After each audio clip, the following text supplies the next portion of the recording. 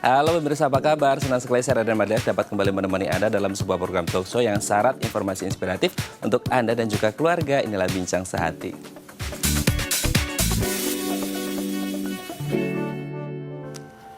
Ya pemirsa, pernah nggak Anda mendengar istilah turun berok gitu ya? Nah, dalam istilah medis ini disebut dengan penyakit hernia. Penyakit hernia adalah gangguan kesehatan ketika ada organ gitu yang mendorong melalui lubang otot. Misalnya nih, ada usus yang kemudian menembus area lemah di bawah dinding perut. Nah, ini yang disebut dengan hernia atau turun berok. Memang penyakit ini tidak terlalu membahayakan jiwa seperti itu, tapi tidak bisa sembuh dengan sendirinya. Oleh karena itu, kita harus tahu penyakit ini apa dan bagaimana cara pengobatannya. Nah, inilah topik yang akan kita bahas hari ini, yaitu penanganan hernia. Namun sebelum kita membahas tentang tema kita kali ini, kita akan membahas terlebih dahulu nih mitos fakta seputar kesuburan. Kita lihat yang pertama ya. Mitos fakta yang pertama, haid tidak teratur, susah punya anak. Ini banyak yang kemudian berpikir, terutama untuk perempuan gitu ya, ketika haidnya itu tidak teratur, siklusnya tidak teratur, atau ngeflag gitu ya, yang kemudian di pikiran mereka adalah, aduh kalau haidnya nggak teratur, terus kayak nggak reguler gitu ya, nggak rutin seperti itu, mereka beranggapan ini nanti kedepannya akan susah gitu punya anak. Apalagi mereka yang belum menikah gitu ya, ketika haidnya tidak teratur, kedepannya takut nanti kalau sudah berumah tangga, sudah punya suami, haidnya masih tidak teratur gitu ya, ini susah punya anak. Nanti kita akan bahas apakah ini mitos atau fakta ya. Kita lihat yang kedua. Pil KB menyebabkan kemandulan. Nah, ini ada yang beranggapan bahwasanya pil KB ini salah satu efeknya adalah mengeringkan peranakan. Nah, apakah kemudian memang benar atau betul gitu ya, pil KB ini bisa mengeringkan peranakan sehingga efeknya apa ya, susah punya keturunan? Nanti akan kita bahas juga ya. Kita lanjut ke yang ketiga. Mitos fakta yang ketiga, hamil harus di bawah 40 tahun. Ini banyak yang kemudian, makanya kalau jadi perempuan itu kalau bisa sebelum umur 30 atau sebelum umur 40, kalau bisa paling telat gitu ya, harus sudah menikah. Karena apa? Karena kalau sudah lebih dari 40 tahun baru menikah, ini katanya susah punya anak. Nggak tahu karena kondisi rahimnya seperti apa, nanti akan kita bahas ya, apakah memang benar agak susah gitu untuk perempuan kalau harus hamil atau memiliki keturunan setelah umur 40 tahun. Kita lanjut ke mitos fakta yang selanjutnya. Infertilitas hanya terjadi pada wanita. Nah, sering ya ketika kita sudah berumah tangga gitu, suami dan istri ketika sudah bertahun-tahun berumah tangga tapi belum punya keturunan, belum hamil seperti itu, pasti salah satu pihak yang sering disalahkan yang katanya mandul gitu ya, itu adalah si pihak perempuan. Tapi padahal sebenarnya ini harus dicek juga nih, tidak hanya sisi perempuannya saja, tapi juga si laki-lakinya juga, suami dan istri tidak boleh egois, harus dicek sama-sama gitu ya. Kita lihat yang terakhir. Nah, ini juga yang sering terjadi di masyarakat kita. Konsumsi tauge meningkatkan kesuburan, katanya. Kalau belum punya anak, kamu banyak-banyak konsumsi tauge deh, karena bisa meningkatkan kesuburan. Nah, apakah kelima hal tadi ini merupakan mitos atau fakta? Kami akan membahasnya sesaat lagi. Tetap bersama kami di Bincang Sehati.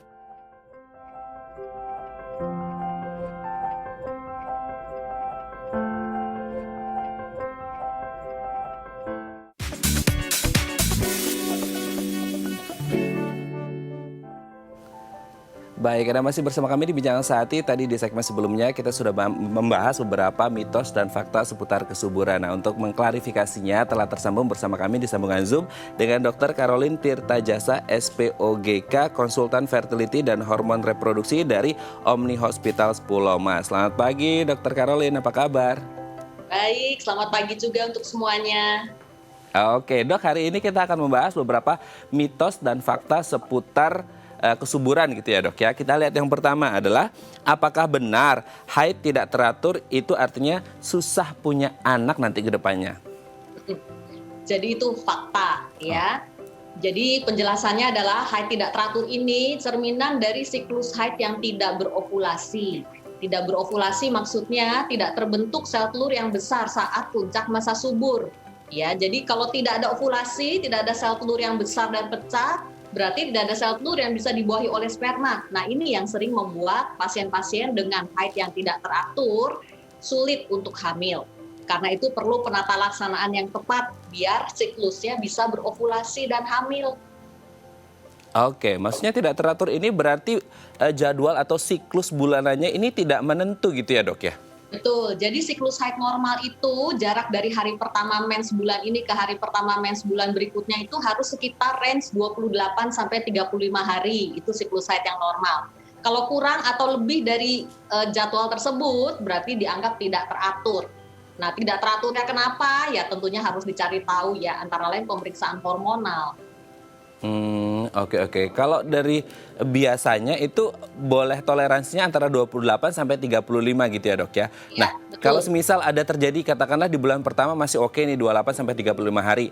Bulan kedua lebih gitu atau lebih cepat gitu kan. Bulan ketiga juga sama, tapi bulan keempat balik lagi itu masih oke nggak sih, Dok sebenarnya? Oke, jadi biasanya yang diambil itu rata-rata dalam 3 bulan terakhir. Mhm.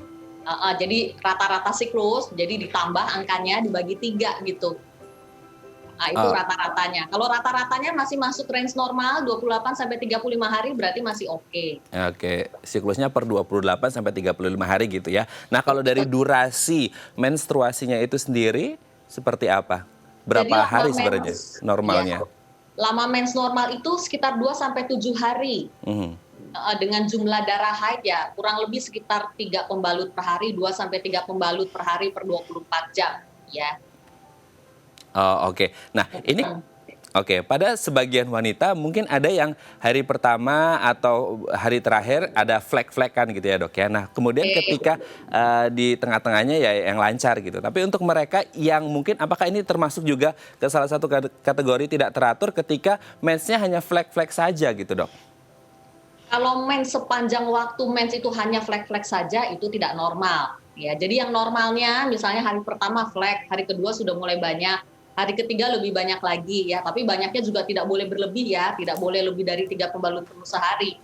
Ya kalau berlebih itu juga biasanya ada apa-apa tuh ya, bisa berupa polip atau miom, itu kita harus cari tahu juga karena itu bisa menjadi penyebab susah hamil juga. Ya, jadi kemudian hari keempatnya sudah mulai reda, jadi tidak lebih dari 1 minggu lah kurang lebih keseluruhan mens itu. Oke, berarti kalau memang ada sesuatu mungkin flek-flek terus atau tidak lancar perlu diperiksakan apakah kemungkinan ada miom atau kista gitu ya di rahimnya ya. Ya, betul. Oke, oke Dok, kita lanjut ke yang kedua Dok. Apakah benar pil KB menyebabkan kemandulan? Banyak yang kepikiran gini, oh pil KB itu dampaknya adalah mengeringkan peranakan gitu. Jadi akhirnya mereka berpikirnya bisa nyebabin kemandulan nih, makanya kemudian banyak yang takut juga mengonsumsi pil KB. Betul atau tidak ini Dok? Nah, itu mitos ya, jadi tidak betul. Jadi pil KB itu dia tujuannya hanya untuk menekan ovulasi. Jadi pecahnya sel telur besar itu ditekan. Jadi hormon-hormon ditekan tapi sifatnya hanya sementara. Ya, 1 pil KB itu paling hanya 24 jam. Makanya orang kalau telat minum pil bisa hamil kan? Ya. Iya, jadi pil KB ini kalau tujuannya memang untuk KB ya harus diminum rutin tuh. Jamnya juga kurang lebih harus sama setiap harinya. Dan begitu mau hamil, tinggal stop aja pil KB-nya. Besok-besok kalau mau hamil silakan. Ya, tapi sekali lagi untuk hamil kan banyak faktor yang mempengaruhi ya, bukan cuma KB saja atau mens yang teratur saja, banyak sekali faktor yang mempengaruhi.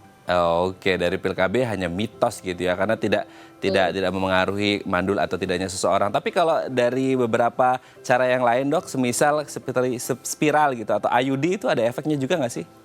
Jadi kalau spiral ini kerjanya beda lagi. Kalau spiral itu kan sebetulnya benda asing yang dipasang di dalam rahim, ya. Jadi untuk yang belum hamil dan mau hamil, jadi hanya menunda sementara, ya kalaupun pakai spiral harus dijaga apik gitu ya. Jangan sampai keputihan diabaikan. Karena spiral ini kalau misalnya tidak dirawat kebersihannya juga atau posisinya, dia bisa menyebabkan infeksi. Nah, infeksi mulai dari vagina, naik ke mulut rahim naik ke dalam rahimnya. Nah, itu bisa menyebabkan perlengketan. Nah, kalau sudah lengket sampai ke saluran telur, susah hamilnya. Jadi sebetulnya kalau untuk menjalankan kehamilan bagi yang ingin hamil lagi, spiral tidak terlalu banyak dianjurkan. Kecuali ya memang pasiennya well educated, bisa menjaga kebersihan secara apik ya boleh. Oke, berarti memang harus ada pengetahuan lebih gitu ya. Oke, Dok, kita lanjut ke yang ketiga, Dok ya. Apakah benar hamil harus di bawah umur 40 tahun? Nah, ini kemudian yang banyak ditakuti oleh wanita-wanita yang ada di kota besar kayak Jakarta gitu ya, Dok ya. Karena asik merintis karir gitu ya. Akhirnya udah kepala 4 aja gitu kan, almost 40 gitu. Dan akhirnya mereka kayak ketakutan, aduh masih bisa hamil apa enggak ya gitu kan. Nah, apakah memang benar setelah umur 40 itu agak susah gitu untuk mendapatkan keturunan? Itu fakta, jadi benar. Ya, jadi usia ini adalah faktor nomor 1 yang menentukan kesuburan seorang perempuan. Jadi deadline fertility itu sebetulnya kalau secara teori ya itu umur 35 tahun. Ya, jadi di atas umur 35 tahun grafik kesuburan seorang perempuan sudah mulai turun. Jadi kita sebagai perempuan nih ada dalam tanda kutip ya expired date-nya. Ya. Jadi kalau mau hamil jangan tunda terlalu lama ya. Ya kalaupun sudah bablas ya apa boleh buat, kita berjalan dengan apa yang ada. Teorinya kenapa orang di atas 35 tahun kesuburan turun? Karena paparan polutan lingkungan kita sehari-hari makin banyak, makin tua kita. Belum lagi kalau ngomong soal aging proses pada indung telur ya. Jadi makin tua seorang perempuan, bukan hanya dari segi kuantitasnya aja sel telur makin habis ya, tetapi juga dari segi kualitas ya, materi genetik, kualitas sel telur itu juga sangat terpengaruh yang akan menentukan keberhasilan kehamilan. Dan demikian pula dengan program-program hamil itu juga angka keberhasilannya juga makin turun pada usia di atas 35 tahun. Jadi ya kalau mau hamil jangan tunggu sampai umur nambah lagi, segeralah ya. Sebelum masuk ke expired date-nya ya dok ya gitu. Expired date, expired age-nya itu di umur 35 sudah lampu merah gitu kan, yang kemudian harus di warning seperti itu. Tapi itu untuk perempuan. Kalau untuk laki-laki di atas umur 40 tahun masih kesuburannya masih oke nggak sih dok? Masih bisa. Jadi kalau laki-laki itu sebetulnya faktor nomor 1 yang mempengaruhi kesuburannya itu polutan lingkungan ya. Rokok kebanyakan.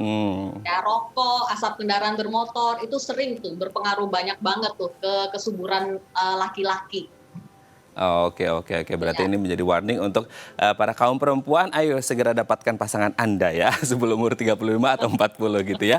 Oke, kita lanjut ke yang selanjutnya nih dok. Apakah benar infertilitas hanya terjadi pada wanita? Nah ini yang kemudian ketika ada pasangan rumah tangga ini ada sisi psikologis bermain di sana ini dok. Ketika udah 2, 3, 4, 5 tahun berumah tangga, belum punya anak gitu ya. Akhirnya ada salah satu pihak yang dipojokkan yaitu perempuan yang katanya nggak subur seperti itu. Tapi sebenarnya kan ada kemungkinan juga pria. Walaupun tadi dokter menyebut pria juga masih oke-oke aja di atas umur 40 tahun gitu. Tapi sebenarnya infertilitas mayoritas atau dominan terjadi pada wanita atau bisa juga terjadi pada pria ini dok?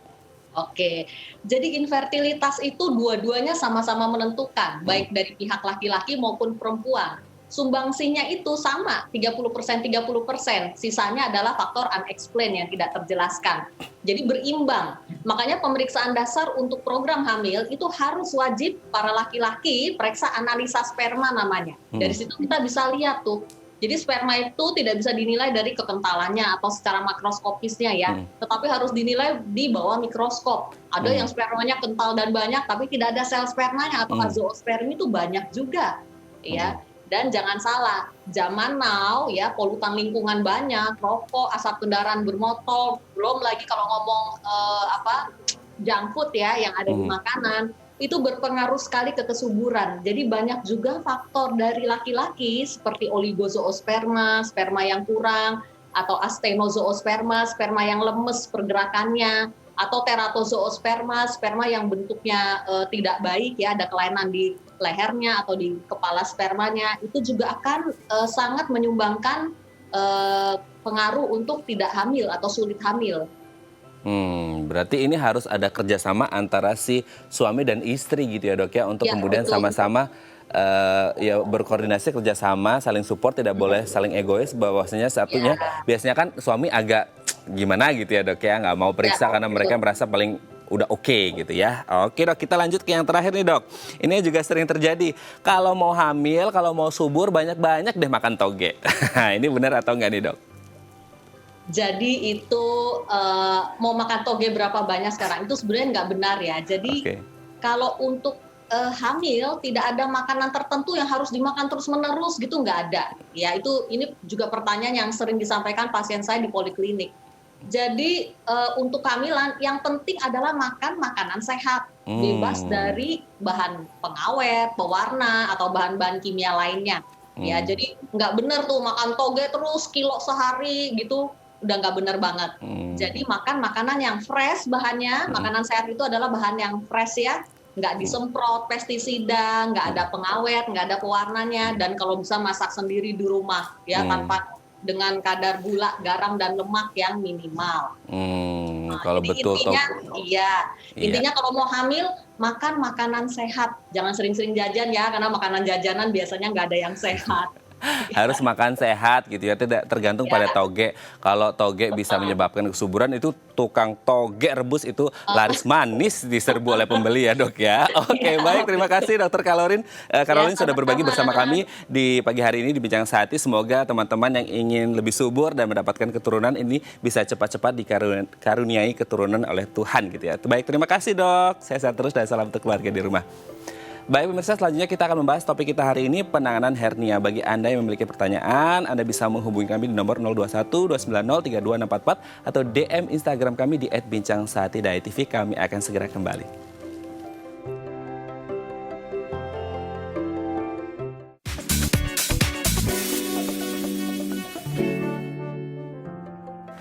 Baik, Anda masih bersama kami di Bincang Sehati dan kita masih membahas topik kita hari ini, penanganan hernia. Bagi Anda yang memiliki pertanyaan, Anda bisa menghubungi kami di nomor 021 290 32644 atau DM Instagram kami di @bincangsehati.tv. Telah hadir bersama kami di studio Bincang Sehati, Dr. Siara SPB, spesialis bedah dari Rumah Sakit Graha Kedoya.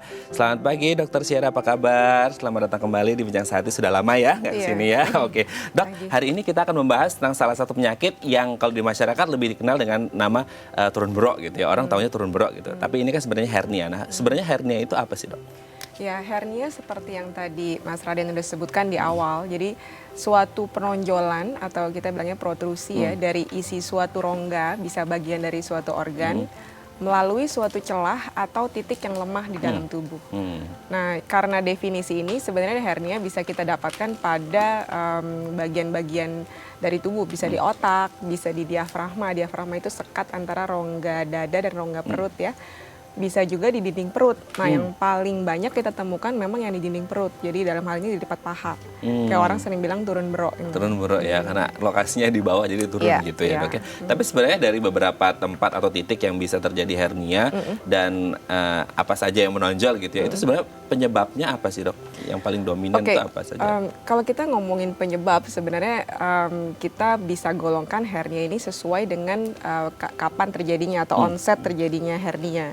Jadi ada yang pada bayi-bayi atau anak-anak ya, toddlers gitu, atau yang usia-usia tua, misalnya di atas 50 tahun, atau bahkan yang masih umur 20-30-an juga bisa ada hernia. Nah, sesuai sama umur atau onset usianya, penyebabnya ini berbeda-beda. Misalnya pada bayi yang baru lahir, newborn ya, terjadinya hernia karena adanya suatu patensi atau gagal menutupnya prosesus vaginalis. Jadi harusnya buah zakar waktu di dalam janin, masih di dalam perut ibu, harusnya nggak langsung ada di dalam kantong kemaluan, kita bilangnya skrotum. Harusnya adanya di bagian belakang, di bagian pinggang. Nah, seiring dia semakin tua usia kehamilan, dia akan turun ke dalam buah zakar. Nah, waktu dia turun ke dalam buah zakar, dia ikut narik namanya, ada yang namanya prosesus vaginalis. Jadi nganterin si testis atau si buah zakar ke dalam kantungnya. Nah, harusnya normalnya ketika bayi lahir dia langsung menutup. Nah, cuman pada beberapa kasus dia gagal menutup, kita bilangnya patensi prosesus vaginalis. Nah, gagal menutupnya ini mengakibatkan ada celah. Karena ada celah, maka isi dari rongga perut bisa masuk atau menonjol melalui celah tersebut. Nah, itu pada bayi atau yang bayi-bayi baru lahir ya. Nah, pada juga usia-usia yang udah makin lanjut, di atas 50 atau usia-usia tua, itu berbeda lagi penyebabnya. Paling banyak memang karena kelemahan dinding perut. Nah, tapi tidak ada satu single factor. Jadi kita nggak bisa bilang hanya karena lemah dinding perutnya. Pasti dibarengi sama faktor resiko lain. Nah, dalam hal ini adalah peningkatan tekanan perut, Mas Raden. Jadi peningkatan tekanan perut bisa karena berbagai hal. Bisa karena orangnya sering buang air besar keras, mengedan dalam waktu yang lama. Atau pipisnya atau buang air kecilnya berkemihnya sulit.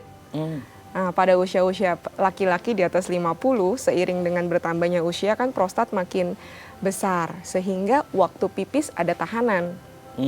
Pipisnya jadi tersendat, kurang lampias, sedikit-sedikit pipis, malam sering terbangun 4-5 kali untuk pipis.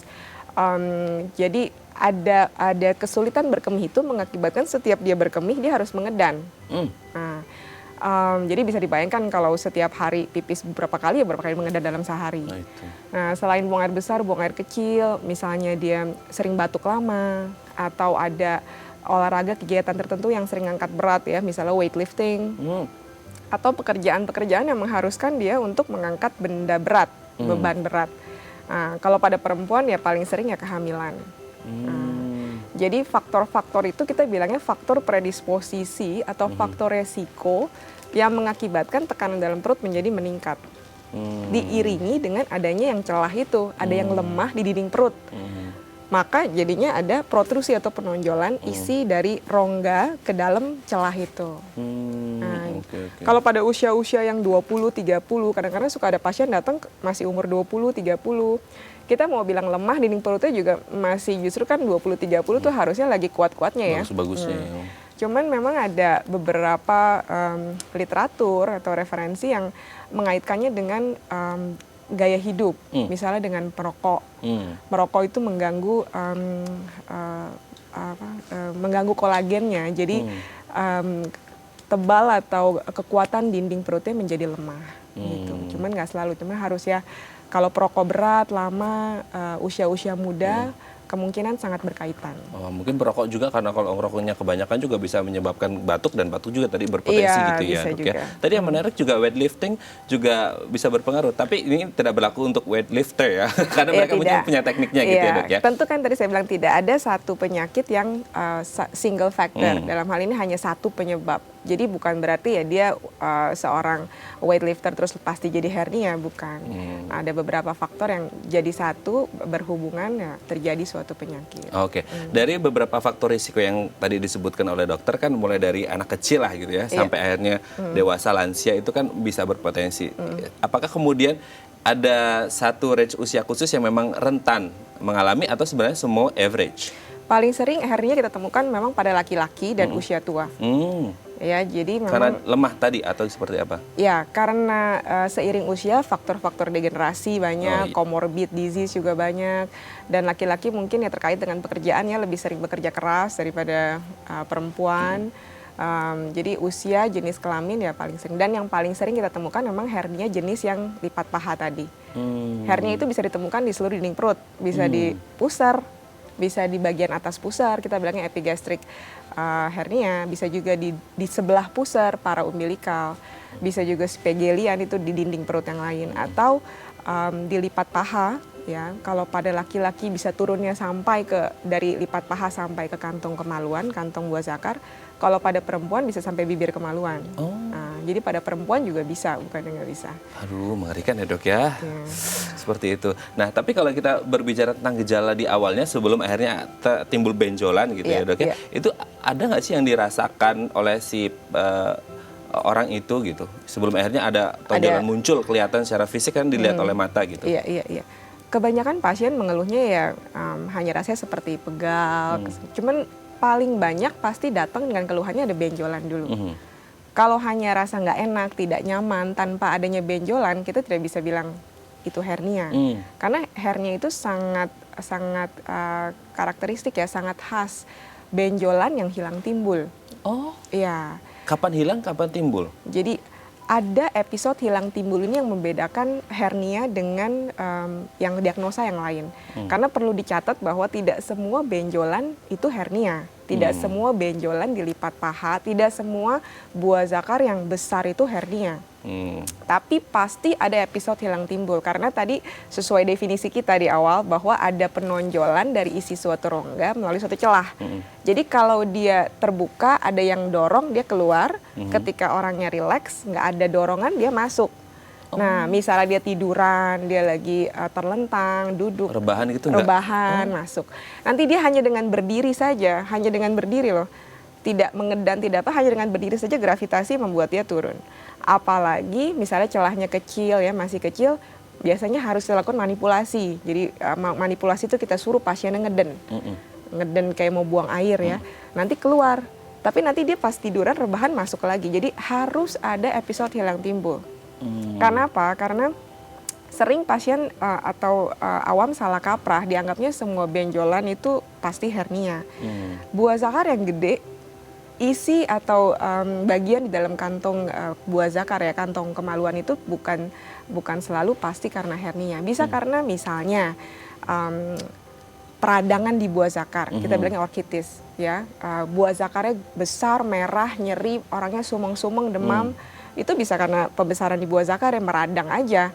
Tapi dia akan stay segitu, dia nggak akan hilang timbul. Karena tadi patofisiologinya terjadinya dia besar bukan karena penonjolan, karena dia meradang aja, bengkak. Atau misalnya ada yang terpuntir. Jadi buah zakarnya terpuntir, kita bilangnya torsio. Pas dia terpuntir, pembuluh darahnya terjepit, kekecekik. Nah, besar juga, bengkak juga. Atau misalnya ada tumor di dalam buah zakar. Besar juga kelihatannya. Kelihatannya datang dengan keluhan buah zakar besar. Cuman pasiennya pasti bilang nggak pernah hilang timbul, dok. Pertama kecil, lama-lama gede. Ya udah dia stay menetap begitu aja. Atau misalnya ada cairan, kita bilangnya hidrokel ya, bukan hernia, itu lain lagi, isinya cairan tok. Itu hidrokel. Jadi sebenarnya yang paling sering pasien datang ke kita keluhannya yang paling karakteristik ya benjolannya hilang timbul. Kalau nggak hilang timbul, hati-hati, mungkin belum tentu itu hernia. Oke, tapi tingkat keparahannya bisa berbeda-beda nggak itu, dok? Iya, betul, berbeda-beda karena tadi sesuai definisi kita di awal lagi, ada isi suatu rongga melalui suatu celah. Jadi Mas Raden bisa bayangkan kalau dia yang keluar itu lebih banyak daripada cincinnya atau celahnya, dia akan sulit sekali untuk masuk. Ketika dia sulit untuk masuk, dia akan terjepit. Nah, yang terjepit ini bukan cuman misalkan kita taruh usus ya, karena yang turun tuh bukan cuman usus, bisa lemak penggantung usus, kita bilangnya omentum. Ketika dia terjepit, yang terjepit bukan cuman ususnya, tapi pembuluh darah yang nempel atau melekat di usus tersebut. Jadi ada yang datang masih hilang timbul. Ada yang datang udah timbul, pertama hilang timbul, dok, nanti ini udah beberapa saat terakhir udah nggak bisa masuk lagi, udah nempel.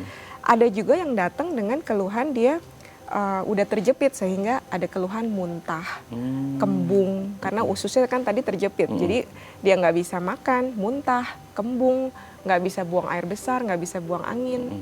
Nah, sampai pada yang paling berat adalah ketika dia terjepit, dia pecah. Namanya perforasi. Jadi dia pecah di dalam rongga perut, mengakibatkan adanya infeksi di perut.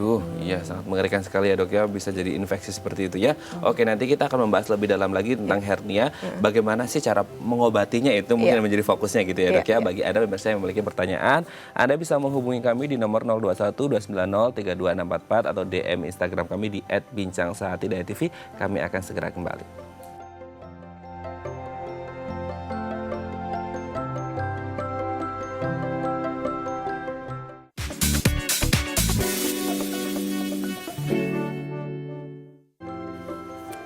Baik, Anda masih bersama kami di Bincang Sehati dan kita masih membahas topik kita hari ini, penanganan hernia. Bagi Anda yang memiliki pertanyaan, Anda bisa menghubungi kami di nomor 021-290-32644 atau DM Instagram kami di @bincangsehat.tv. Masih bersama dengan Dr. Sierra SPB, spesialis bedah dari Rumah Sakit Geraha Kedoya. Dok, kembali lagi, ini yang mungkin sering kita dengar di masyarakat, saya nggak ngerti ini ada hubungannya atau tidak, hernia berkaitan dengan tingkat kesuburan seseorang. Betul atau tidak sih sebenarnya itu? Tidak. Tidak ya? Iya. Karena kesuburan kan berhubungan sama pembuahan. Jadi yang penting ya penis bisa penetrasi masuk ke dalam vagina. Jadi sebenarnya tidak berhubungan. Nah, tetapi ada catatan misalnya pada laki-laki yang hernianya sudah sangat kronis, lama, permakna ya. Permakna itu ada yang besarnya sampai lebih dari setengah paha. Saking besarnya mungkin waktu penetrasi jadinya sulit. Nah, bisa. Tapi kalau yang masih hilang timbul, masih awal-awal sih nggak ada hubungannya sama ke tingkat kesuburan. Oke, berarti tidak ada hubungannya dengan tingkat kesuburan seseorang gitu ya, dok? Tapi kan itu menyerang ya di bagian vital seseorang kan, seperti itu. Nah, sebenarnya bukan di bagian vital sih. Jadi celah atau yang titik yang lemah itu tidak berhubungan berkaitan dengan salah satu organ reproduksi pria maupun wanita. Jadi ada saluran atau celahnya itu nggak sama sekali tidak membuat saluran sperma atau buah zakarnya jadi kenapa-napa. Makanya hernia sebesar apapun, segede apapun yang datang ke kita masih tetap bisa pegang buah zakarnya. Beda sama yang tadi saya bilang, misalnya karena adanya pembesaran di buah zakar karena adanya tumor di testis di buah zakar, atau peradangan. Jadi yang buah zakarnya tuh gede, merah, dipegang aja sakit, pasien agak demam-demam ya karena orkitis itu mungkin bisa berhubungan. Tetapi kalau hernia ini karena dia patofisiologi terjadinya karena isi dari rongga perut masuk ke dalam saluran di inguinal, di lipat paha sampai ke kantung kemaluan, dia nggak nyerempet-nyerempet buah zakar sebenarnya. Jadi kalau kita periksa pasien dengan hernia, sebesar apapun hernianya kita masih bisa meraba testis atau buah zakarnya. Makanya itu sebenarnya itu salah satu pemeriksaan yang kita harus lakukan juga. Jadi kita lihat buah zakarnya normal, nggak ada apa-apa, dan ciri khasnya hernia itu karena dia berasal dari perut masuk ke dalam kantung kemaluan, biasanya celahnya itu atau pintunya yang di bagian lipat pahanya itu kelihatan dia lebar. Jadi kalau dibandingkan dengan sisi yang satu kan dia sempit, ada kayak titik yang kita bisa lihat batas antara perut sama buah zakar. Kalau yang ada hernianya dia jadinya lebar karena itu isinya ada usus atau lemak penggantung usus yang masuk dari perut ke bawah gitu ya dok ya. Oke dok, sebelum kita lanjut kita baca DM Instagram dulu dari pemirsa Bincang Sehati. Kita lihat di layar dok, dari @natali. 12 tahun lalu saya operasi hernia. Saat ini usus turun ke bawah area kewanitaan sebelah kiri, dan 2 hari ini perut sebelah kiri saya bengkak, bekas jahitan terasa nyeri. Apakah ada kaitannya dengan hernia dan berbahaya? 12 tahun yang lalu pernah ada riwayat. Ini gimana dok? Oke, jadi ini kita anggap ya, jadi usus yang turun ke bawah di area kewanitaan ini mungkin di bibir kemaluan maksudnya Natali ini ya, di bibir kemaluan. Dan 12 tahun yang lalu dia operasi hernia, ya sebenarnya hernianya waktu itu hernia apa dulu. Karena ada yang namanya hernia insisional, ada juga bisa hernia inguinal yang rekuren. Jadi hernia inguinal rekuren itu terjadi karena adanya kekambuhan atau yang kita tambal, yang kita tutup itu jebol istilahnya. Nah, ya memang tidak ada yang sebaik buatan yang di atas. Jadi walaupun udah operasi, tetap setelah kita lakukan penutupan celah, kita tambal dengan mesh, tetap kita bilang sama pasien bahwa ya nggak ada sehebat buatan yang di atas. Jadi tetap nggak boleh ngeden, tetap nggak boleh peningkatan tekanan perut istilahnya, membuat perutnya tegang terus-terusan, tetap nggak boleh. Karena ada kemungkinan rekuren itu kambuh. Jadi apa yang kita udah tutup, yang kita udah tambal, ada kemungkinan dia jebol lagi. Bukan tidak mungkin. Cuman ya itu terkait dengan prosedur semuanya ya, kita lakukan baik, sebaik mungkin ya angka kekambuhan itu menjadi sangat minimal. Ya, jadi pertama bisa rekuren kambuh. Tapi bisa juga dia insisional. Insisional itu hernia yang terjadi karena bekas jahitannya atau dinding yang sudah dijahit itu dia mengalami lemah ya. Nah, hernianya di tempat yang sama atau enggak ini tadi belum disebutkan. Jadi ya tergantung lagi sama lokasinya. Karena tadi saya bilang hernia itu sebenarnya banyak. Ada hernia di otak juga bisa.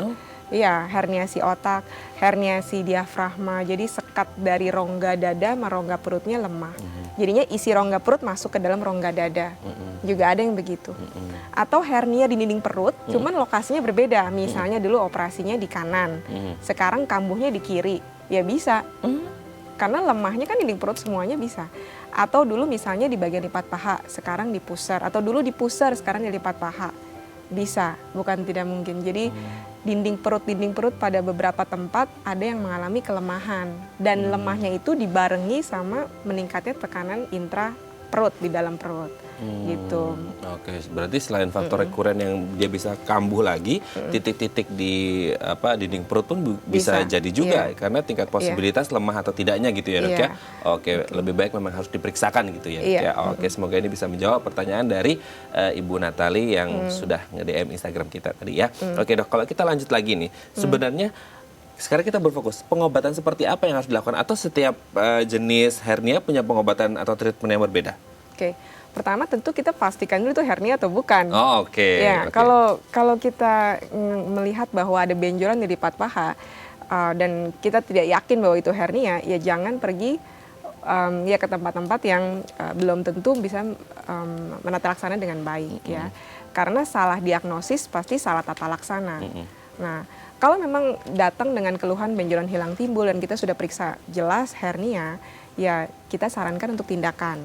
Karena patofisiologinya sebenarnya tadi karena adanya lemah, ada dinding-dinding perut yang mengalami kelemahan, ada celah, ya tentu pengobatannya kita tutup celah itu, kita tambal. Kalau nggak dioperasi atau nggak terlaksana dengan tepat, ya tentu nggak akan menyelesaikan masalah. Kalau hanya ingin goalnya atau target dari pasien hanya tidak mau dia naik turun, ya sebenarnya nggak usah ke dokter atau tidak usah khawatir, dia hanya rebahan aja sebenarnya kan masuk. Kalau goalnya hanya itu ya. Tapi kalau itu dibiarkan begitu saja nggak apa-apa? Ya tentu tidak. Cuman maksud saya kalau tujuannya memang kita ingin sempurna, adekuat ya, tata laksananya adekuat, tentu kita lakukan harus ditutup dan ditambal. Penutupan atau operasi ini ya, ditutup celahnya, diikat lalu ditambal, tergantung dengan tingkat severity-nya datangnya. Kalau masih hilang timbul, datang ke kita masih reponibel kita bilangnya, masih hilang timbul, masih kadang-kadang masuk, kadang-kadang keluar, ya itu bisa kita rencanakan operasinya atau elektif. Jadi tergantung dokter sama pasien, kita bikin appointment mau kapan, tindakan bisa kita rencanakan. Tapi yang datang-datang ke IGD malam-malam, yang emergency, yang datang dengan keluhan sudah kejepit ususnya, sudah nyeri, perutnya sudah kembung, yaitu operasinya tidak bisa kita lakukan dalam kondisi yang direncanakan lagi, menjadinya operasinya jadi operasi yang emergency. Nah, kalau datang sudah dengan jadi beda banget. Kalau datang dengan keluhannya masih hilang timbul itu kita masih bisa ngobrol banyak, masih bisa kita rencanakan kapan ya. Kalau datang sudah dengan perutnya kembung, muntah, buang angin nggak bisa, buang air besar juga udah berapa hari nggak bisa. Operasinya menjadi ya lebih banyak kemungkinan yang bisa kita dapatkan. Misalnya tadi kejepit ususnya sampai mana kejepitnya? Apakah ususnya sudah rusak atau masih bisa diselamatkan? Kalau dia sudah rusak, apakah masih hidup atau sudah tidak hidup? Kalau sudah tidak hidup atau kita bilangnya sudah non vital, sudah mati, ada kemungkinan operasinya bisa sampai potong sambung usus. Nah, karena kan tadi usus yang keluar masuk ketika dia kejepit, belum tentu kita tidak bisa menjamin bahwa dalam beberapa lama dia akan tetap keluar masuk. Maka dari itu, tadi dari awal kalau datang sudah dengan keluhan benjolan hilang timbul dan kita sudah bilang ini pasti hernia, sebaiknya langsung direncanakan operasi. Kita tidak menunggu sampai dia terjepit dulu. Karena tidak ada jaminan kita tunggu dia sampai berapa lama dia akan tetap keluar masuk. Kadang-kadang kalau dia mengedannya terlalu kencang atau sangat kuat, pas lagi mengedan terlalu kencang keluarnya banyak, tentu dia akan lebih sulit untuk masuk. Karena kan celahnya, pintunya nggak akan melebar atau nggak akan besar dalam waktu segera toh. Nah, ketika dia sudah keluar banyak, dia gede di dalam, mau udah bengkak, pas masuk lebih susah lagi. Karena ketika dia keluar dia kan kejepit, pasti dia lebih bengkak. Ketika lebih bengkak, mau masuknya jadinya lebih susah lagi. Nah, dalam keadaan demikian menjadi operasi yang sebenarnya bisa direncanakan kapan, ya jadinya agak terburu-buru ya, mesti agak lebih cepat gitu. Karena memang harus ada planning yang matang gitu ya dok. Iya. Tapi sebenarnya ketika hernia, banyak orang yang akhirnya nanti lagi pengobatannya. Kira-kira ada komplikasi penyakit lain nggak sih dok ketika hernia ini telat mungkin ditanganinya? Kalau telat ditanganinya tentu tadi yang menyangkut ke severity-nya ya, tingkat keberatan dari penyakitnya. Yang tadinya operasinya hanya menutup celah dan menambal saja, ada kemungkinan sampai ya potong dan sambung usus itu. Jadi berbeda sekali. Lebih enak pasien datang dengan keluhan yang masih benjolan hilang timbul dibanding datang sudah dengan perutnya kembung, mengkilat, muntah ya. Dan kalau muntah itu tetap ada resiko yang lain. Misalnya kalau dia muntah ya, lalu panik mungkin keluarganya ketika dia muntah, nggak dimiringkan atau nggak ditengadahkan masuk ke paru-paru, jadinya aspirasi.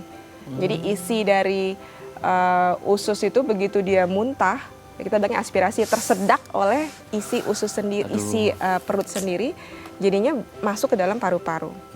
Jadi kalau dia muntah ya pertama ya harus dimiringkan posisinya agak kepala lebih di bawah ya. Dan muntahnya ini dari yang muntahnya isinya makanan, dari yang isinya makanan sampai ada yang jadi mulai kehijauan, ada yang misalnya sangat kejepit bisa isinya kotoran, jadi bau pup gitu. Sangat mengerikan. Makanya kalau sudah ada gejala-gejala di awal langsung lah ya dok ya, langsung ke dokter, langsung periksakan, Iya, kalau bisa langsung diobati. pastikan dulu dia hernia Oke atau dok, bukan. nanti selanjutnya kita akan membahas nih bagaimana sih mungkin cara-cara atau tips supaya kita tidak mengalami hernia gitu ya dok Iya. ya. Oke pemirsa, bagi Anda yang memiliki pertanyaan, Anda bisa menghubungi kami di nomor 0212903244 atau DM Instagram kami di @bincang-sehati.tv. Kami akan segera kembali.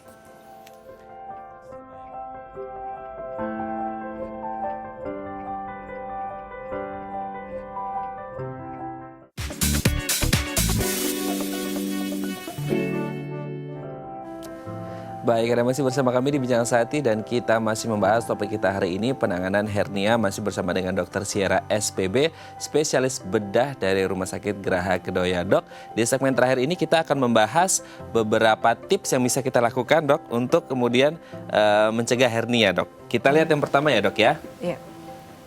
Perhatikan aktivitas berat. Nah dok, ini yang pertama adalah perhatikan aktivitas berat. Apakah kemudian memang berarti ketika kita ingin tidak mengalami hernia gitu ya, kita harus membatasi untuk aktivitas berat, terutama untuk yang angkat berat gitu kali ya dok ya?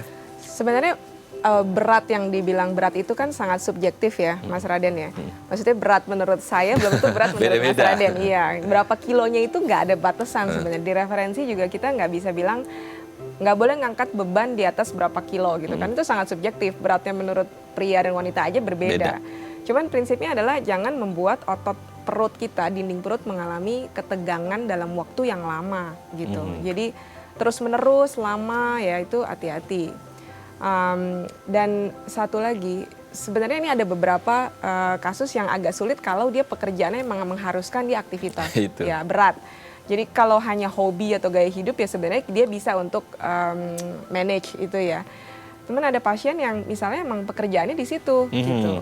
Ya bukan berarti dia harus berhenti dari pekerjaannya ya.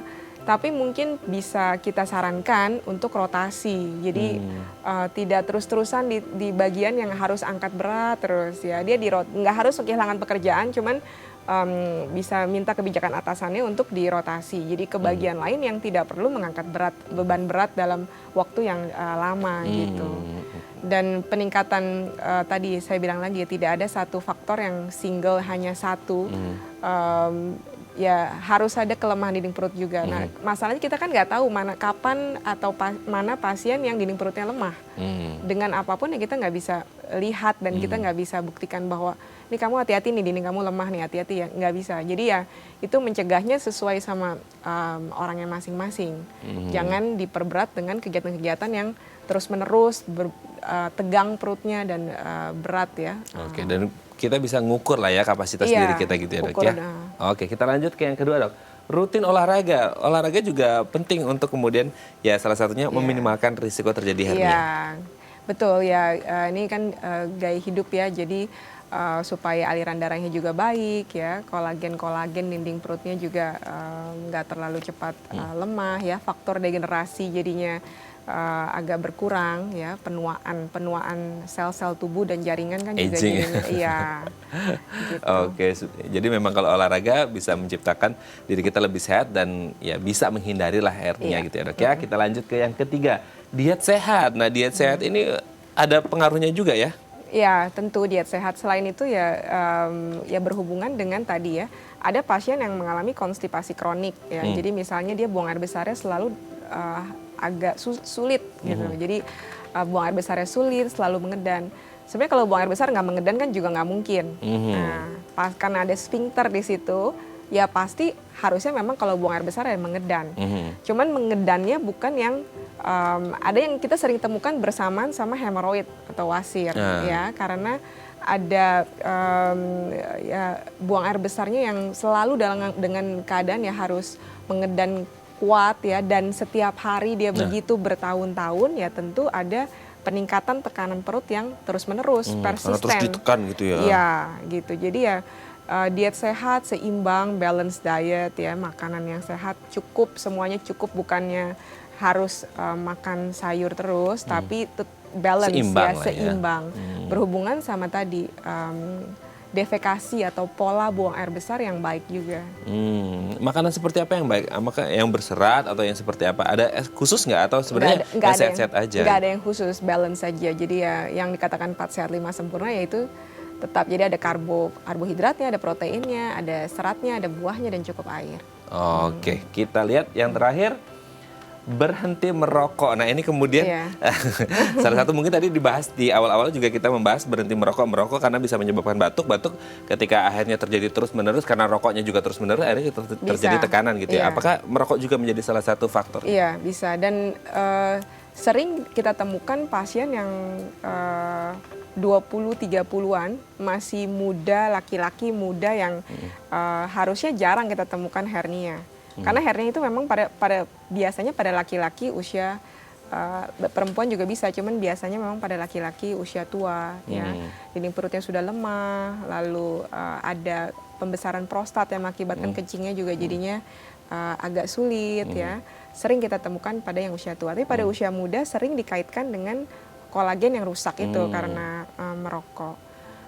Tadi satu lagi saya mau sebutkan, kalau laki-laki usia dewasa atau usia tua yang kita sudah yakin atau kita sudah buktikan bahwa prostatnya ada pembesaran, berkemihnya menjadi sulit, kurang lampias, harus berkali-kali ya, kita harus tangani dulu penyebabnya sebelum operasi. Kalau kita nggak tangani dalam hal apapun ya, bukan hanya berkemih, misalnya tadi buang air besarnya, atau batuknya, atau pekerjaannya masih sering angkat berat ya. Kalau kita nggak tangani penyebabnya, habis kita operasi, ada kemungkinan dia jebol lagi, kambuh lagi. Terakhir dok, mungkin singkat saja. Boleh diurut atau tidak? Banyak yang kemudian mengalami hernia, mereka urut. Nah, itu yang sering salah kaprah ya. Jadi diurut atau tidak diurut, sebenarnya kalau untuk keluar masuknya hernia, itu memang patofisiologinya begitu. Jadi bukan harus diurut. Kalau ingin masuk mungkin tidak nyaman waktu awal-awal gejala tidak nyaman, tiduran saja mungkin kaki dinaikin ya, dinaikkan ke atas, itu bisa hilang. Tapi kalau diurut, selain tadi ada faktor dia manipulasi tindakan jadinya cedera, jadi lengket, nah bisa ususnya bisa terluka dan pas operasi jadinya lebih sulit. Jadi jangan diurut lah ya, bahaya gitu jangan ya dok diurut. ya. Oke, baik, terima kasih Dokter Syera hari ini sudah hadir di Bincang Sehati. Semoga kita semua terhindar dari penyakit hernia dan kalau ada yang hernia semoga cepat sembuh. Terima kasih dok, sehat terus. Baik pemirsa, bagi Anda yang memiliki kritik dan saran, Anda bisa menghubungi kami di nomor 0889 8100 5000 atau Anda bisa follow media sosial kami di @bincangsahatidaytv. Saya Raden Madlias pamit, sampai jumpa dan selamat beraktivitas.